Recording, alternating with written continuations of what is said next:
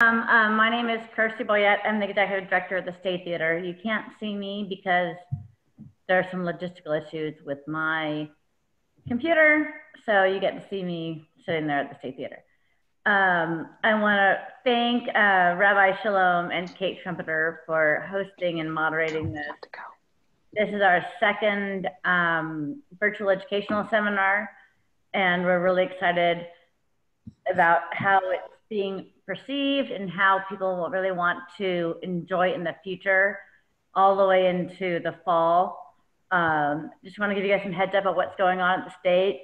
We're selling popcorn every Friday night, and the community has really been embracing that. So we're very thankful for the community being so supportive. We have an ET drive-in tomorrow night at Shelter Cove, and that's sold out in 4 days. Our next one's going to be June 5th, and it's going to be the movie Wizard of Oz, again at Shelter Cove. So it's a great partnership with Shelter Cove. As far as the virtual educational seminars, we have about 4 more months. Chris Murphy and Wes Page are going to be hosting the American Graffiti event. And when I say the date, it means just a Thursday. So that's kind of like what we're doing right now. The American Graffiti event will be on June 11th.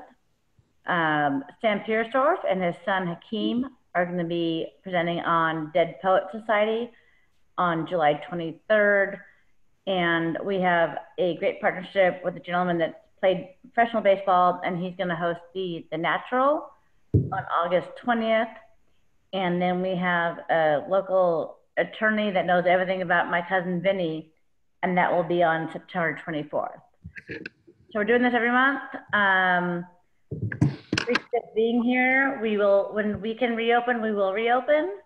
But I really appreciate your support and the fact that we can continue to do this even after this pandemic is over. So thank you for supporting the State Theater. And with that, I'm gonna turn it over to Kate.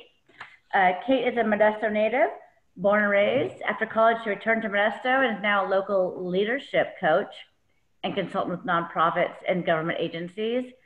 She's active in our community, playing lots of different roles, including having moderated a couple other discussions around films at the State Theater, which is very exciting. And we're excited to see that she agreed to moderate tonight's discussion. And with that, I'll turn it over to Kate. Cool. Thanks, Kirsty. Thanks for asking us to do this too. It's exciting. I want to go over a couple logistical things and then we're going to get right into it. The first thing I just want to acknowledge is that in this virtual age and moment, a lot of us are probably in our homes and certainly at this time of day. And as you may or may not have witnessed, I got video bombed about 3 minutes ago by my 7-year-old. And I just want to normalize real life for people, and that who knows what'll happen for Rabbi Shalom, who knows what'll happen for me. And in this webinar format, we can't see you anyways. So you won't even have to worry about muting yourselves as far as I can tell. So that being said, just a reminder for those of you who've been participating in Zoom meetings, we can't see you, but you can see us. And that also means we can't hear you. So I want to encourage folks to use the, thank you, Mark. Yes, their dog is photobombing them right now. Excellent. I want to encourage folks to use the chat function, which we'll be monitoring. And also there's at the very bottom of your screen, there should be the option for Q&A. And certainly as we go along, if you have questions that come up, we'll do our best to get to those, to as many questions as we can. But use that Q&A function to submit your questions throughout the next 55 minutes or so. And about questions, there are no, I guess as they say, stupid questions. Nothing that you could ask would feel silly. The rabbi wanted me to be sure to say that we're not going to be offended. We want people to feel free to ask whatever comes up for them. So please do use the Q&A function to do that. Okay. So it's my great pleasure to be able to introduce Rabbi Shalom. I believe you all received his bio in an email. I'm not going to read all of it because it's lengthy and impressive. But I do just want to highlight that he is the spiritual leader and director of education for our local synagogue, Congregation Beth Shalom, the Center for Jewish Life, where I grew up and am currently a member and also raising my daughter. Rabbi Shalom is what he prefers to be called. He's been with the congregation since 2013 and has a rich background, both formal and informal, in Jewish education. And just personally, I wanted to add that I can't really say enough about what his leadership has meant for the Jewish community here in the Central Valley. That he's open and he's kind and he's deeply curious, which are all assets that I admire very much. And he's also instilling a real sense of wonder in me and my daughter, which I'm very thankful for. So it seems exactly right that he agreed to do this discussion tonight to help us all be a little more curious and to talk about somebody, a character, in fact, who seems to be pretty curious. So I'm going to go ahead and get us started. So use that Q&A function if you have questions as we go. But I'd love to invite Rabbi Shalom to just start off by telling us a little bit about why he chose this film in the first place. This was a film that I have a clear memory of seeing for the first time in the theater, 12 years old. And I was one of the lucky ones because it seemed like it only played in the theater for about a week or two. And keep in mind, it was 2 years after Star Wars. I believe they actually started working on this before Star Wars came out. And I wanted to choose it for a couple of reasons. One, so many people beyond the Jewish community have never heard of it, let alone seen it. And it's two of my favorite actors. It's Gene Wilder. I mean, truly a magical presence, and what a unique role for him. I'm still wondering, is that an actual beard or was that a costume? But just a great way of seeing Gene Wilder. And Harrison Ford, you know, before he was Harrison Ford, and as someone who really tapped into this film as it became kind of a Jewish cult classic, summer camps, youth groups, synagogues.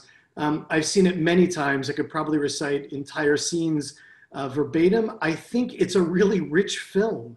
It had a hard time when it came out. Was it a comedy? Was it a Western? What exactly was it? No one really knew what to make of it. And yet I think it's got great characters and great themes and great messages. So I thought it would lend itself to this kind of conversation that we're going to have.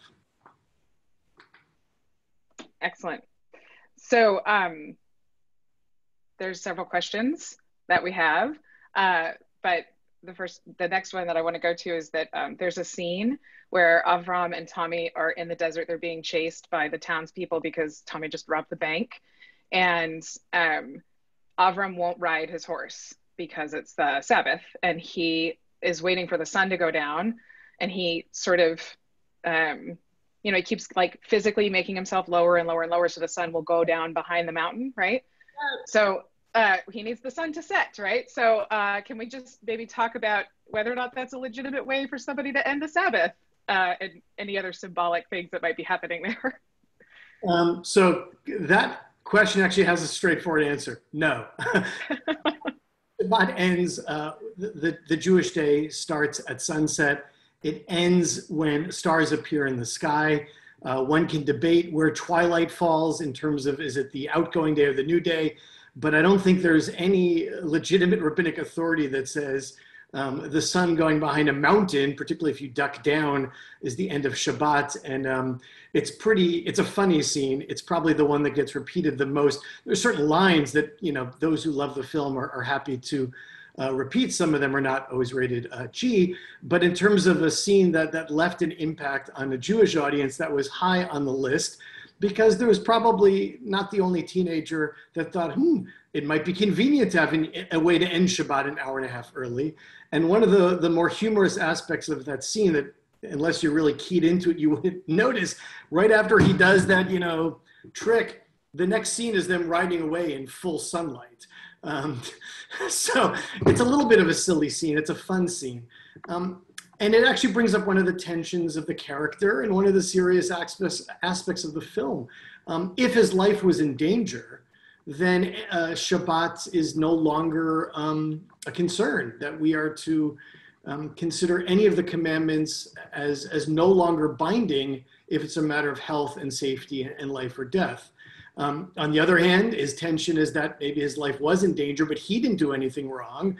And it's that whole tension of this guy that is both, you know, a danger to him, but obviously his guide and his helper, his friend, his teacher. He crosses back and over between these boundaries. And so it's interesting that the boundary of Shabbat is where he's trying to explore his flexibility.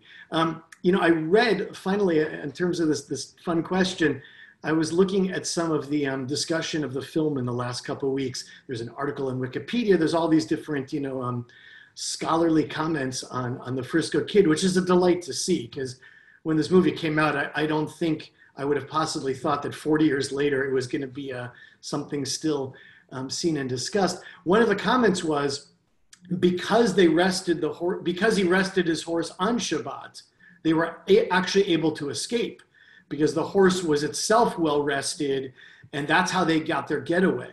And that was certainly at best implied in the film. So I love that there's what we might call a midrash, a backstory, even about the Frisco Kid, and that this notion of pausing for Shabbat is what allowed them to escape. And okay, I guess there's some moments that we need Shabbat to end a little bit early. I kind of, sorry, we're getting a question, which I'm very excited about. So from Reggie, I'd love to hear you discuss the turn that didn't happen. Harrison Ford talks about how he's a bank robber, whoremonger, and Gene Wilder is a rabbi. And I thought at that point, I was convinced that they were going to talk about how Harrison Ford isn't or doesn't have to be a bank robber or whoremonger. So maybe he doesn't have to be a rabbi, but they just drop it. Well, I think that Harrison Ford had a different point in mind, which is less about his own journey, which we certainly see in the film. I was struck by Harrison Ford in the scene right before what you're asking about, where he says, "Do you think I'm an angel? Do you think God sent me to guide you?" And this is certainly, does he intend this as humor isn't clear, but you see the evolution of the Tommy character from someone who's just a bank robber to someone who could actually imagine himself, even in jest, as being an angel, as being a guide to a rabbi, a teacher to a teacher. So I think there is this fascinating sense that you get the feeling at the end that he's probably not a bank robber anymore, or at least that he's open to a vision of himself other than that. But the point that he's trying to make is what happened doesn't change who you are inside. And this is really, the pivotal plot of the movie is how does Avram wrestle with the fact that he shot a person in self-defense, but still he was involved with I don't think you'd call that manslaughter. I think you'd have to call that killing someone, if not outright murder. And his own sense that he put a ritual object over his friend. So I think that there is that great moment of can they each go back to who they were? And for Avram, the answer clearly the movie is yes. I think for Tommy at the end of the movie, the answer is no, that this experience has changed him the same way that it's changed his friend, the rabbi.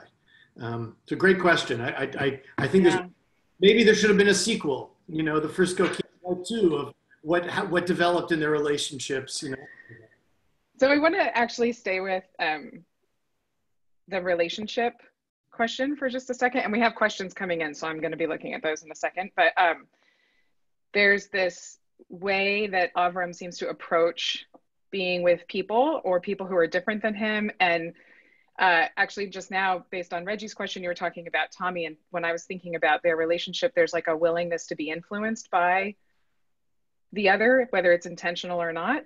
But I was thinking a lot about the way that Avram approaches all these characters and people that he meets along the way, and his sense of sort of wonder and curiosity and like leading with kindness. Is that grounded in Jewish values or? It is. As a minority and a tiny minority, people say minority, I don't think they can really conceptualize what that means. Particularly for those listening to the discussion who are part of the Christian community in the United States, that's 80% of the United States. The Jewish community in the United States is about 2%. And as a worldwide total, 0.2%. So I'm not sure that if you're 1/3 of the world, you can understand what it feels like to be 1/400th of the world. And the general Jewish philosophy, literally going back to the Torah that Avram is so committed to transporting and saving, the most repeated line in the Torah, 36 times, is be kind to the stranger, for you were a stranger. You've endured hardship in bondage and slavery in Mitzrayim, what we call Egypt, literally the narrow place. You've experienced the narrow place. And so we have to be more sensitive to others and their hurts, their feelings of being left out or being abandoned emotionally or financially or in any way. So it makes sense. It is a Jewish value to lead with kindness, to lead with respect. According to many Jewish authorities, the most important line of the entire Torah is love your fellow as yourself. I don't think we can have a more dramatic teaching of respect than that. And I noticed a bit of a backstory. You know, I can't tell you how many times I've watched this movie, but in the last couple of weeks, watching it again, I noticed something I never really noticed before. So remember at the very beginning when the head rabbi says, I want to talk to you in English, because clearly all these Yiddish speakers won't understand. Avram knows English, and later he reveals why. Because he's evidently read books about America. You know, these are Indians. I think I'm in the West. So he has both a let me lead with respect and hope to receive respect kind of attitude to begin with. And he clearly has some kind of infatuation with the West and cowboys and America. And here he's finally getting to realize it. He's finally getting to see it, which is both why in 5 minutes of the film, all of his possessions are on the ground. He goes, America, like this is what it's going to be. But then what does he say when he's with the Amish a few minutes later? What a beautiful country. What a great country this is. So it's both him as a character and him representing a Jewish curiosity and respectful demeanor towards the other. Cool.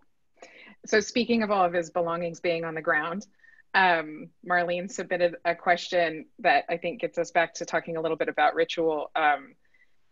So there's a couple of times in the film where the Torah ends up on the ground. And Marlene's asking, in times of scarce food source, was it law to fast when the Torah was dropped or thrown by a non-Jew?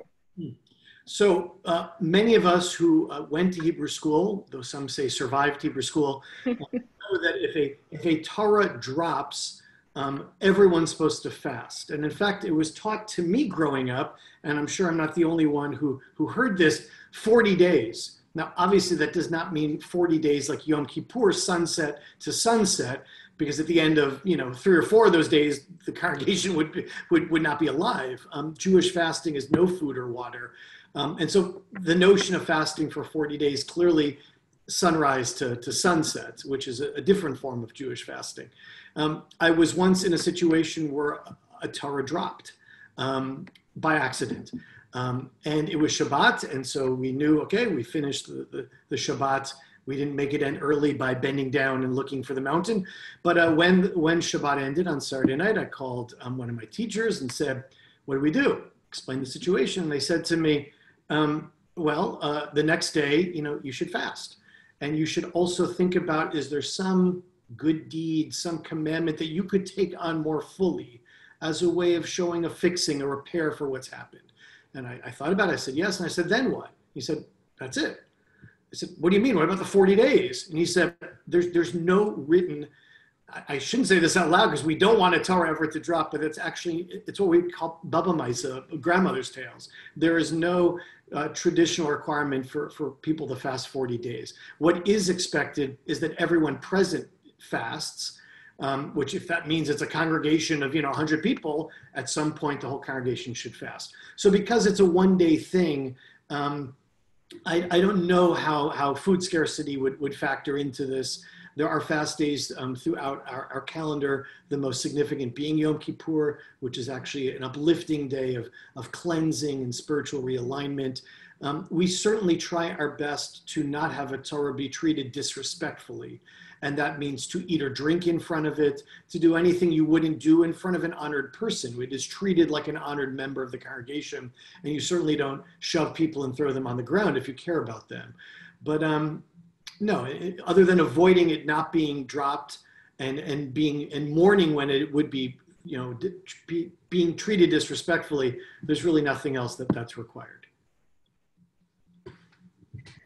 Okay, I want to go to a scene in the film that really felt powerful for me because I think we had talked about it in like the adult learning at at Congregation Beth Shalom, but this idea of like what it means to take a life. And we have other questions coming in that I'm going to come back to in a second, but there's the moment, and you mentioned it a little bit at the beginning of this, there's the moment on the beach where he shoots the robber guy. I was going to call him a gentleman, but he wasn't much of one. Matt and Mr. Jones, I believe, are there. Yes, yeah. So, and then he's just riddled with guilt and remorse to the point that he believes he can't be a rabbi any longer. And I wanted, can you talk about all the things that come with that? To talk about all the things that come with that would be... We'll talk about some of them. Briefly. There's no question that the character in that moment was in a place of shock, confusion. You hear Tommy, shoot him, and he's frozen. And let's be honest, wouldn't all of us be? I mean, even people that are trained in self-defense, that are familiar with firearms and how to use them, wouldn't we all be in a place of complete confusion of what does it mean to pull a trigger and potentially kill someone? And I'd like to think that had he been thinking clearly, he would have shot him in the foot or done something to immobilize him other than shot him through the chest. But it's also Hollywood. The movie needs a little bit more tension than just a little scrape on the knee and he runs away. And it obviously is the setup for the final confrontation with the brother to see his brother get shot. Just a quick aside, I think those characters did an amazing job, those actors, of really playing villainous people who delight in other people's suffering. What they did might not have been so horrible, but their laughter, their glee in seeing him robbed and seeing him humiliated and seeing him potentially killed at the bar, they really are a good standard of a villain in a film. So it is certainly in keeping within Jewish law to defend yourself. And even if that means killing someone who's trying to kill you, that is permissible. It's so important to understand that the original, the Hebrew of what we translate as the 10 Commandments is thou shalt not murder. It's actually, you will not murder. There's no thou and shalt in Hebrew. You will not murder. It's not, you will not kill. There are times that killing may be the only choice. And again, self-defense. The Talmud speaks of a situation that if you know someone is on their way to murder you, it says get up early and attack them first. I mean, that's such an act of defense is permitted. In fact, it's interesting. In order to save a life, which includes Tommy, lying on the ground shot, any of the 613 instructions of the Torah not only can be waived, they must be. And the only exception to that is incest, public idolatry, or killing an innocent person. And we could certainly have a lively discussion. Is this Daryl guy innocent? He's certainly been involved in robbing him and humiliating him and part of this ambush. I mean, as Harrison Ford gets in at the end of the film, you shot us in cold blood on the beach. It's not like you're these innocent people here. So the dilemma becomes for him, can he still feel good about himself as rabbi? And I think the reality is he's not the top of his class. He is not a rabbi by learning. He loves the Torah. Do you ever see him, being able to chant from it? Is he actually able to do a coherent Torah lesson and service? We don't know. Let's assume so, but certainly he is not the ultimate in learned rabbi. So what does he have? He has his decency, his goodness, his sense of, well, I'm a role model. And he feels like in that moment, he's lost the ability to be a role model. And if he's lost the ability to be a role model, rabbi means teacher. He's completely consumed with this notion of how can I teach others when I have done the wrong thing? And the wrong thing that he says is not that he shot this guy who was trying to kill him. It's that he tried to save a Torah scroll before a human being. And in that sense, he was wrong. We always put human life and human dignity and health before a ritual object, even a Torah scroll. And so this is the trivia question that I bring people who are visiting the building. They're asking all of our questions about our various accoutrements, and I say, what is the holiest thing in the building? And they point at this light, or they point at the Torah, they point at the shofar, and I say, no, you are. The human beings in the building are the holiest objects. The Torah comes second. So I think that's his dilemma. And ultimately, the guy that he found to be his teacher and his friend truly becomes his teacher. and has him understand this doesn't stop you from being a rabbi. In fact, it might even make you a better rabbi, because you are able to really speak from a place of experience and real life dilemma. And could any of us imagine a harder real life dilemma? No. So to conclude this great question, Judaism is not about sitting in a study hall and meditating and reading a book. It's about living in the real world. And I think that's Tommy's point. You are a rabbi. You are a rabbi. You were a rabbi when you saved me, and you're a rabbi now. You'll just have to live with what happened and learn from it. Just want to remind folks that you have I see some folks using the chat, but you can use the Q&A to submit more questions. We have one from Dana. I think it's Dana. It might be Dana. But it's about the scene where she's wondering what you thought the chief might have been thinking when he was first watching Avram do during the Torah scene, and then later at the dance. So I'm assuming that's when they've captured Tommy and Avram and have the Torah, and also say a little something about the meaning of the dancing. It's a really interesting scene. So he's a famous actor that plays the native chief. I'm blanking on his name, but he's been in other films, and he's this kind of perplexing character, because when he says you speak English funny, well, how does this Native American have a flawless, unaccented English? So there's clearly something about that character that was never fully fleshed out, but he's a fascinating character. I think that he is moved and perplexed in that scene where he looks through the teepee and sees this guy. He clearly doesn't look like your typical, cowboy out on the West. I mean, his beard, his black hat, there's clearly something that stands out about him. And he's engaged in this intense moment of prayer. What he's actually doing was reciting Psalms. And then when he's lowered onto the fire, having said, that there's nothing more important than Torah, which again, I would challenge that. According to Judaism, life and health and dignity are always more important than the Torah. But when he's ready to literally offer himself, you can't hear the words, but he's reciting the Shema.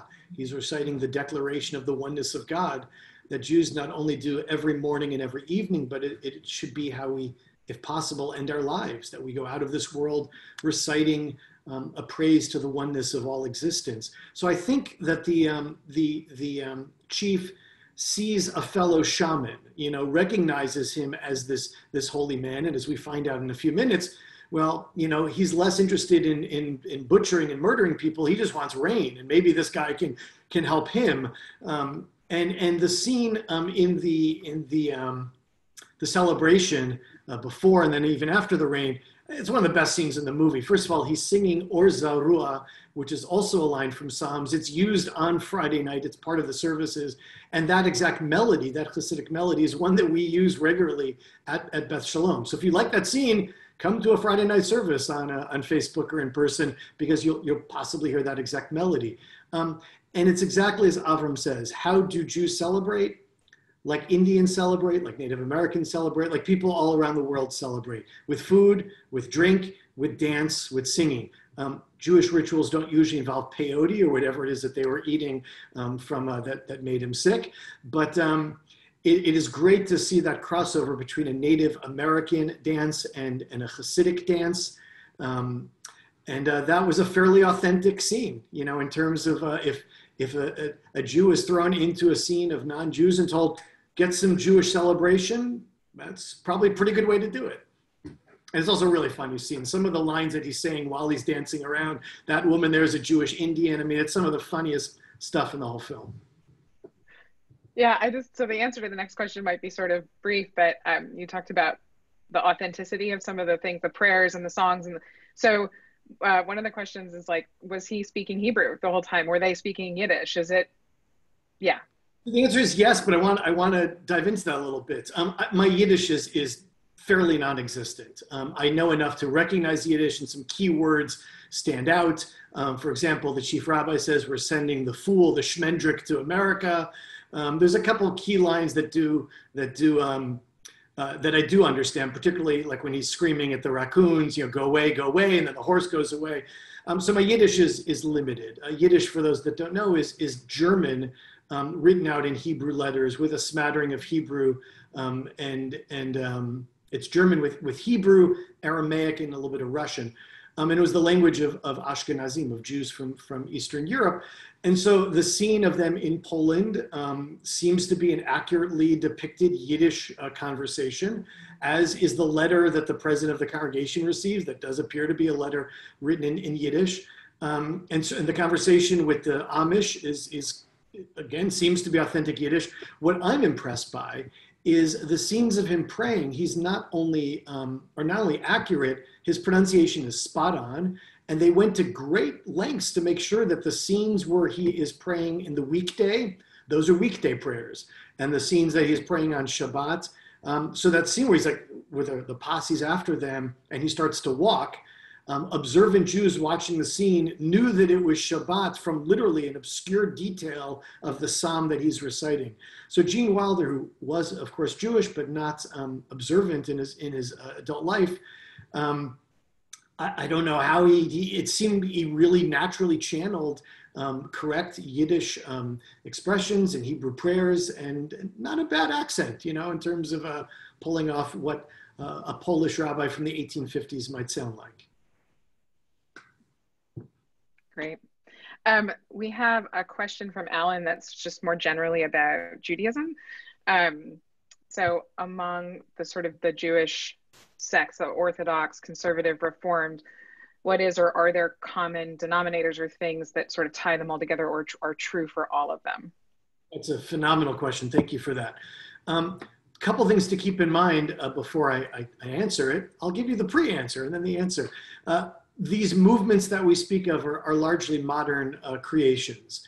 The characters of the Hebrew Bible, Abraham wouldn't have said, I'm Reform. Moses wouldn't have said, I'm Orthodox. Miriam didn't say, no, I'm conservative. None of these labels existed really until a couple hundred years ago. They're a reaction to the Age of Enlightenment. They're a reaction to the Protestant Reformation. Reform begins in Germany in the 1800s.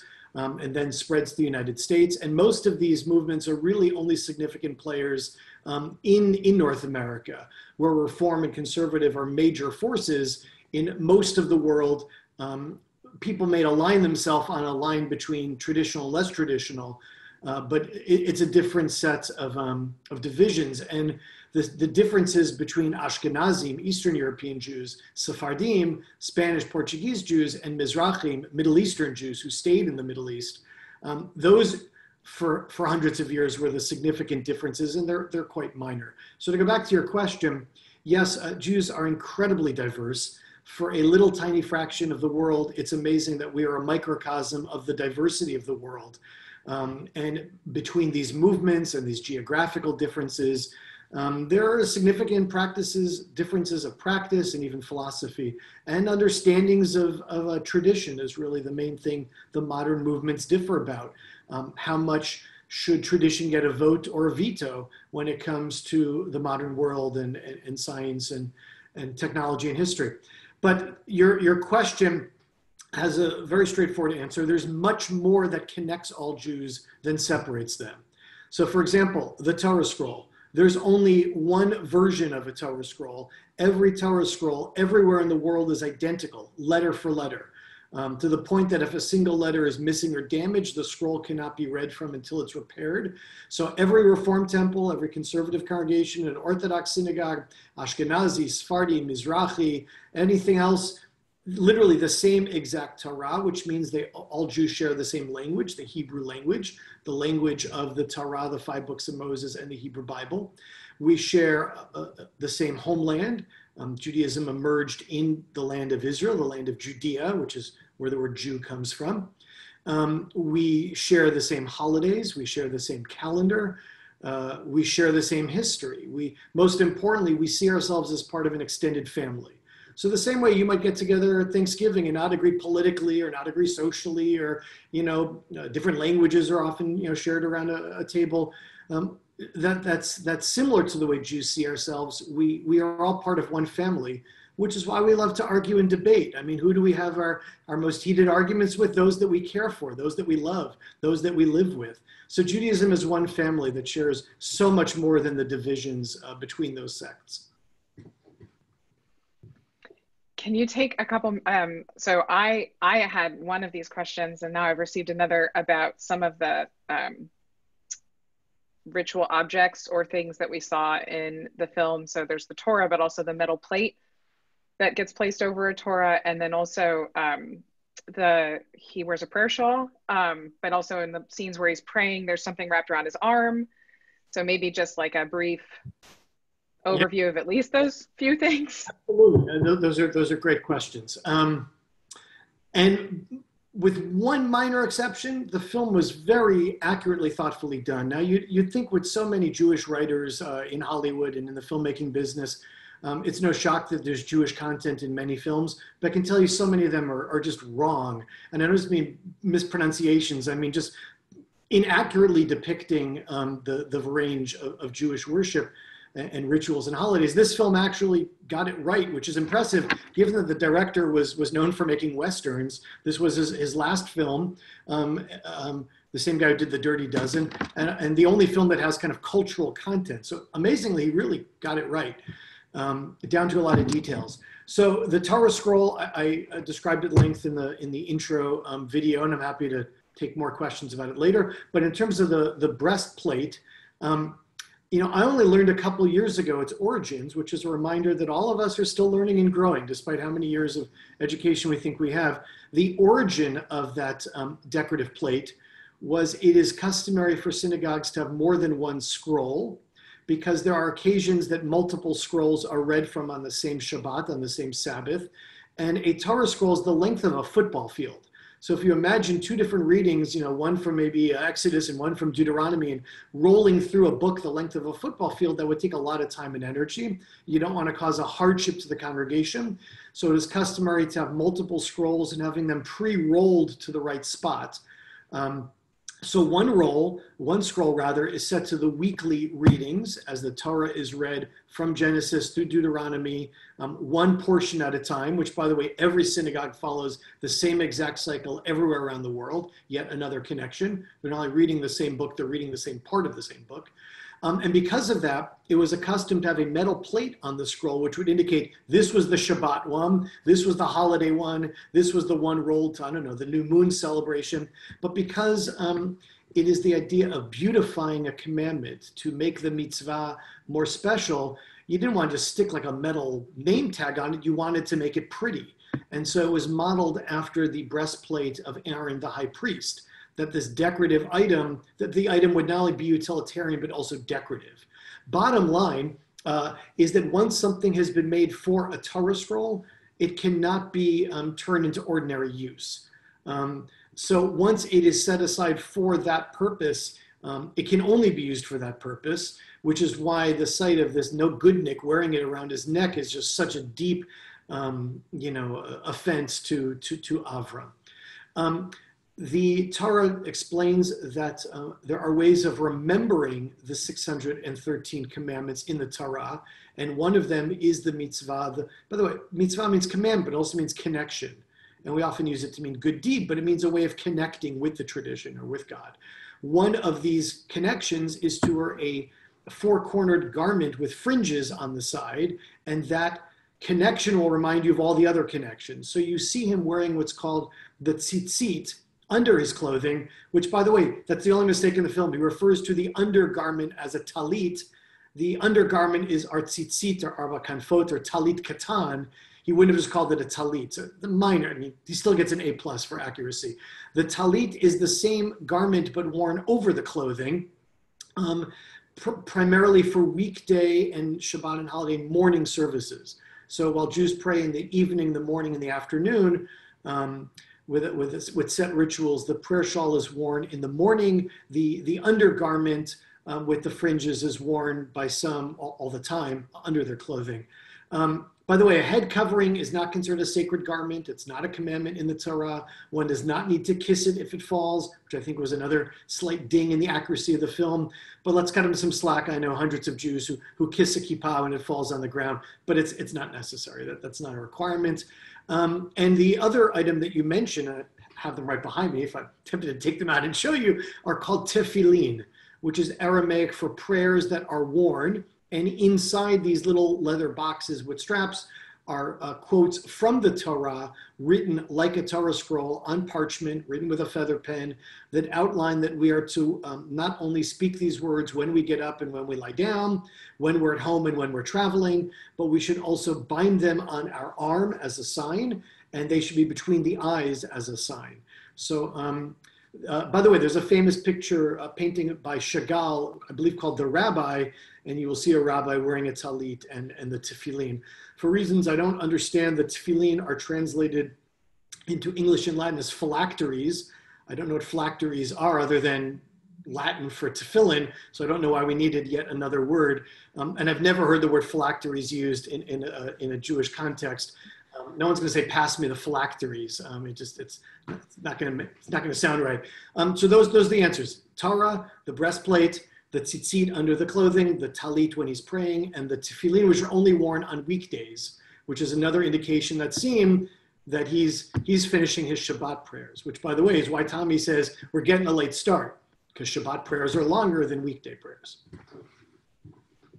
Okay, so I'm gonna do probably 2 more questions. It's Greek for square boxes. If so, that's great to know. I still don't know why we need another word. You could say just where the tefillin. But okay, cool. I'm learning something here. So I'm gonna come. So Barbara submitted a question, but I'm gonna come to it after, like last, I think, because I have a very similar question. But Thomas has asked about what kinds of relations the Amish and other Anabaptists in Europe have with Jews. And he asks, they view themselves as a persecuted religious minority too, correct? I don't know much about them. I'm certainly no scholar of the Amish, though I have spent a brief time in Ohio, Indiana, and Pennsylvania. But an important distinction, by the way, is that even ultra-Orthodox Jews who really do shun modern society, do not follow sports or go to the movies or read the paper, they do drive in cars and fly on planes and would use computers if appropriate. So that's a one distinction. What's obviously similar is their dress code, which is why that scene is so interesting. And he faints when he realizes these landsmen, which means neighbors, these neighbors are Christians who are, unfortunately, from his perspective, dressed just like him. I don't know that there was a great deal of overlap between these two communities, but I gotta say, when watching the film more recently, it made me think, did they see a kinship with him beyond, here's this lost guy who doesn't even speak, English or German? Did they have a sense, well, but he's a person from the Bible? Did they have, the stories of the Hebrew Bible have been used by so many, if it's gospel music or even Rastafarians, this connection with leaving slavery and being redeemed. These are human stories that have been, adopted in that sense. So I would love to know more about that. Was there a sense of kinship in Europe between the Amish who are persecuted and the Jews who are persecuted? Or minimally, are there stories of the Amish themselves not persecuting Jews as many of their Christian neighbors would have done so? Great question, and I'd love to know more. So if someone has an answer to that one, put it in the chat. I also, go ahead, Rabbi. No, I was done. Okay, so I was really touched by that scene. That I found that to be a very touching scene, and I also just Marianne put in the chat that she was also touched by this interaction, and I just thought this was a sweet coincidence. So she says, I was so touched by his interaction with the Amish, who he first thought were his landsmen. It is perhaps just coincidental that in Witness, another Harrison Ford movie, the young Amish boy lost in New York thinks he's found his own landsman when he, whoops, the chat moved, found his own landsman when he sees Hasidim. Yeah, so I've heard that comment from others, that we have two Harrison Ford films that involve Amish and Jewish relations. And I think it's a fertile topic. It would be great to see a whole documentary on the relationship, if in fact there was one, beyond a dress code. So I'm going to slide in a question from Alan before I go to Barbara and my potentially final thought. So Alan just asked, to the casual observer, the title of the film, The Frisco Kid, would lead someone to believe that it's a Western film. Given the timing of the introduction of this film in 1979, do you have a sense whether there was any rationale for the timing of its release? So evidently, and I just heard this recently, the film was 8 years worth of work before it got released. And evidently the original title was No Knife. And it was only a change of the Frisco Kid while they were making it. So the script was written as No Knife. And someone evidently on the set or someone involved with the production said, hey, there was a film from the 1930s, The Frisco Kid. Let's use that title. To be clear, this film and that film have nothing in common other than the title and the general genre. I think that this was seen as a bit of an edgy film in a way. First of all, a Western that was also a comedy, other than Blazing Saddles, which was a direct attempt to make fun of the Western genre. There was never really an attempt to make a comic Western. So I think that in that sense it was edgy. And a comic Western about a rabbi and a bank robber, I mean, it's a strange film. Some of the other great details that I recently heard, John Wayne was supposed to play the Harrison Ford character and evidently declined, most likely because the script included curse words. And John Wayne was famous for making, clean Westerns. Interestingly enough, had he agreed to make it, it would have been his last film. He passed away shortly after this film was made. They evidently either wanted Gene Wilder to be in it or wrote it with him in mind, and he turned it down twice. And only when they rewrote it did he evidently agree to be in it. And again, Harrison Ford, at the time that he was chosen for this film, I believe it was before Star Wars came out. And who knew that this weird space film, from a guy that grew up in Modesto was going to, be a big hit. So I think this, Gene Wilder was the likely ace in the hole. And what's interesting, between filming it and releasing it, Harrison Ford became Han Solo. And so that's why, it's his face that's on the cover. And we get a little tiny Gene Wilder, up in the corner here. So I don't know more about what they were thinking. To be honest, I don't think they were really thinking this through. The film made very little money. It barely broke even. It only played for a couple weeks. The vast majority of audiences didn't know what to make of it. The Jewish people, particularly kids, loved it. I mean, here was Gene Wilder, Willy Wonka on the screen speaking in Yiddish and Hebrew, and here was Han Solo basically playing the same character but in a Western. So as a kid, as a teen, we loved it, and the moment that it was available on this, on re-release, we soaked it up, and we got VHS copies of it and brought it to the youth groups and summer camps. But if you talk to people who love films, hey, what do you think of The Frisco Kid? They're like, what are you talking about? And if you say, oh, Gene Wilder and Harrison Ford, they're like, Gene Wilder didn't make a film with Harrison Ford. What are you talking about? So, which is really one of the reasons I wanted to have this conversation, is the film deserves its due. As weird and kind of clumsy as it is, it really is a great film. And maybe they should have called it No Knife. I don't know. Okay, so this is just a statement that more than one person believes to be true. Then I'll ask potentially our last question, but that you look like Gene Wilder, that you might be related. So I'm just tossing that out there. All Ashkenazi Jews are related. Seriously. Okay, well, yeah, okay, yeah. All Ashkenazi Jews are descended from a handful of people who settled in the Rhine River Valley about 18 centuries ago, which is why doing Jewish genealogy is so complicated, because the results come back, oh, that guy's your third cousin. No, they're probably your 15th cousin, but they're related to you in multiple ways. And there's a term for this that I'm sure the genealogists will provide. I'm blanking out what it's called. This sense that all Jews are related in multiple ways. So I don't think I look like Gene Wilder, but thanks. I'm a huge fan, so I take it as a compliment. There is a Jewish teacher that people not only think I look like him, I've had people walk up to me in the airport and say, Yossi. And I'm like, no, my name is Shalom. No, you're Yossi Klein Halevi. And I'm like, no, I actually know who Yossi Klein Halevi is, and I'm not him. So thank you for you. I guess I'd rather look like Harrison Ford, who, by the way, also has a Jewish parent and identifies as Jewish. So actually, if you think about this, is a film made by two Jews. Sorry, I'm on a tangent. Thank you.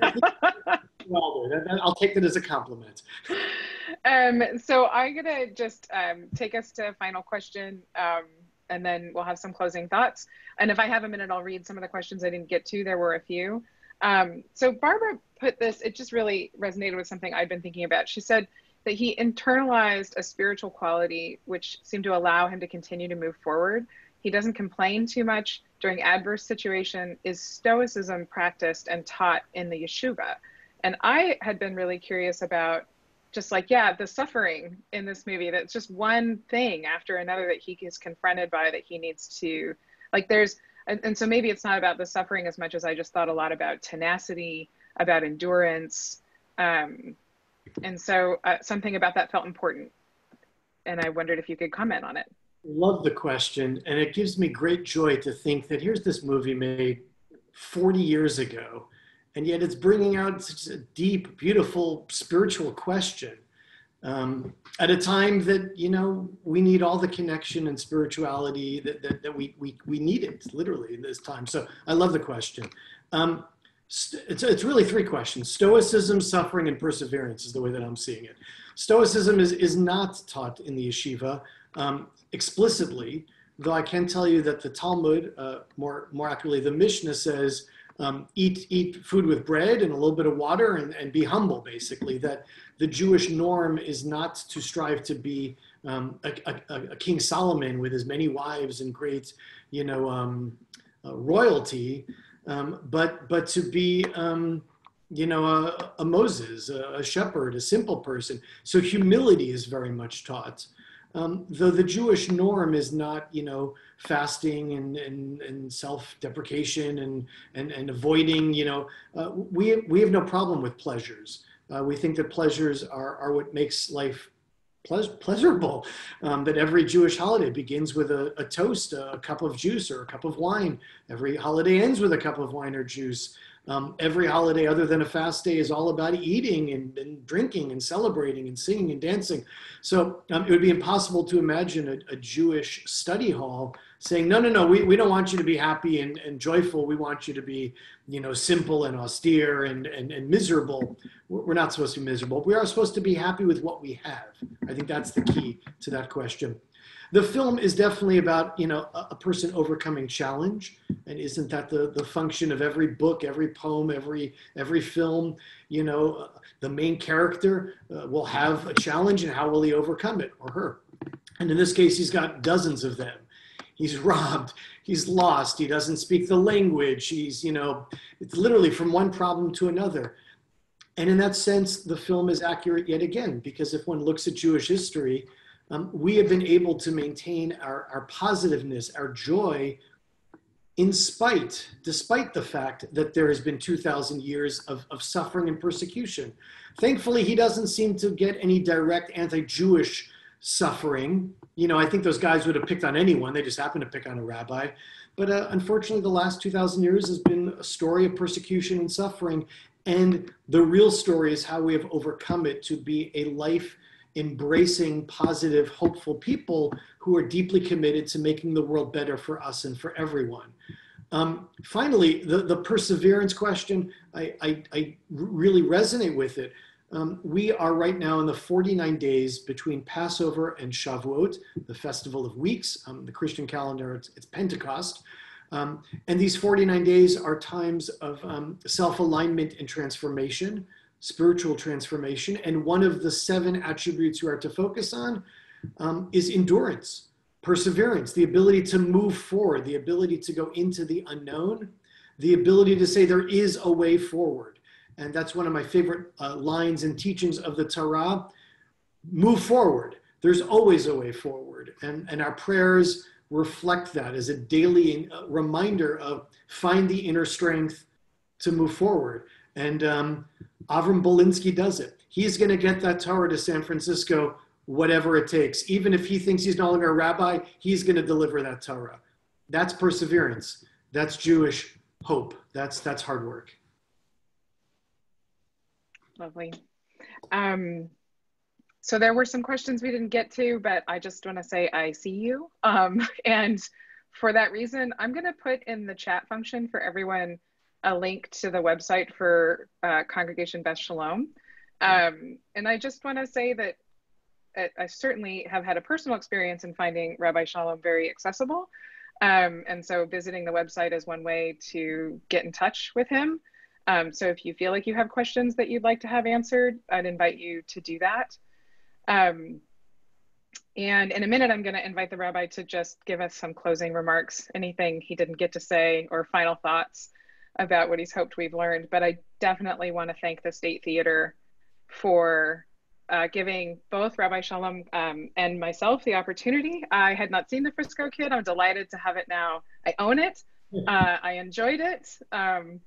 And love doing anything with Rabbi Shalom. So thank you very much to Kirsty at the State Theater. And please check out their website for all the other sort of upcoming virtual educational seminars and other events. Oh, and buy popcorn on Fridays. It's sustaining them, and it will sustain you if you're not doing it, because it's delicious. So, so with that, Rabbi Shalom, a couple minutes, if there's any final reflections you might want to offer. I want to first of all thank everyone who took the time to join this conversation, to watch the film, to be a part of this. I think it's wonderful the way the State Theater is bringing people together, and I'm deeply appreciative of the State Theater and Kirsty and Kate. This has just been a delight. And really, thank you for everyone who made this happen. And let's continue the conversation. If there's questions, I'd love to hear them. What I want to end with was something I posted on my own Facebook feed this morning, because it was, to me, a key line, and I was delighted to find that someone had typed it out on a website, which is what Rabbi Avram Belinsky says when he's explaining how God does make rain, but not on demand. That's not what our God does. God does other things. And the chief is saying, well, what does God do? And I literally love his definition. So I'm going to change he to just God. I like the gender neutrality of that. God gives us strength when we're suffering. God gives us compassion when all we feel is hatred. God gives us courage when we're searching around blindly like little mice in the darkness. Mm-hmm.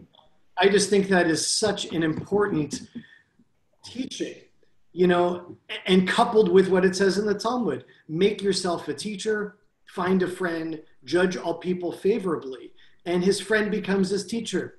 His teacher becomes his friend. And he truly embraces that notion of judging all people favorably, open with respect, open with kindness. So, I have a definition of God that often comes from Yoda in the Lucas Star Wars, world, because to me, Yoda describes God as well as any Kabbalistic text would. But now I think I have a second definition of God. God is, again, gives us strength when we're suffering, gives us compassion when all we feel is hatred, and gives us courage when we're searching around blindly like little mice in the darkness. And as my tradition teaches me to say, so may it be. So may it be for us that we can find the strength, the compassion, and the courage when we need it, and find that energy within. Well, thank you, Rabbi Shalom and Kate Trompetter, for moderating. This was a great event. I really appreciate all the participants we had. It was a great talk. Thank you for all of you that participated. Please follow us on our Facebook and our Instagram, and make sure you go to our website to make sure you're getting the email updates on what our next blasts are. But we've got a lot of exciting virtual educational seminars coming up, and when we open, we'll be happy to see you at the theater. And thank you again for participating. You can't see me wave because my camera's broken. We're waving. I trust you. Good night, everybody. I'm waving. Thank you, everyone.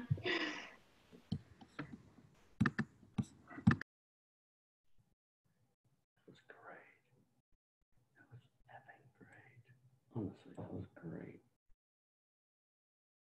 Holy smokes, it was awesome. Mm-hmm. That was great. That was quality stuff.